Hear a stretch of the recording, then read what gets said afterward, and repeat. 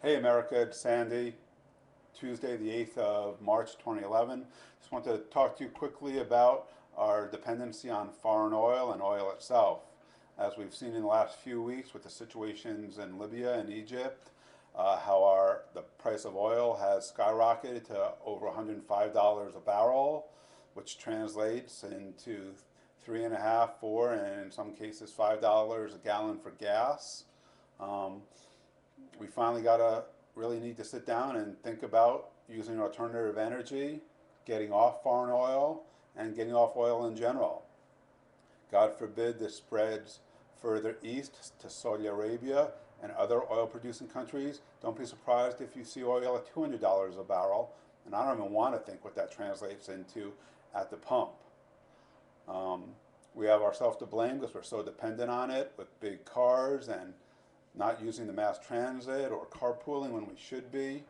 Uh, we really need to take some time and think about it. We have the power, literally and figuratively. We have the power of the greenbacks to spend our money where and where we don't want to.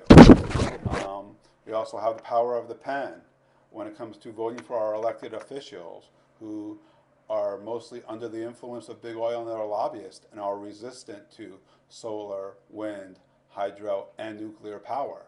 Um, there's also the not in my backyard syndrome um, as far as nuclear power plants that have not been built in the United States in almost 30 years. France gets almost all of their electricity and power from nuclear, and they have had no issues. It's something that needs to be put on the table and seriously considered and dealt with, not just for us in this generation, but for future generations, because not only will foreign oil run out, but oil in general, whether it's in the Gulf of Mexico, up in the Alaska, oil will run out at some point.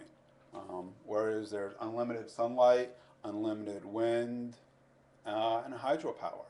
Um, if you think three and a half, $4 or more is expensive for gas, think about what they pay in other countries around the world. We're getting off pretty cheap compared to other countries.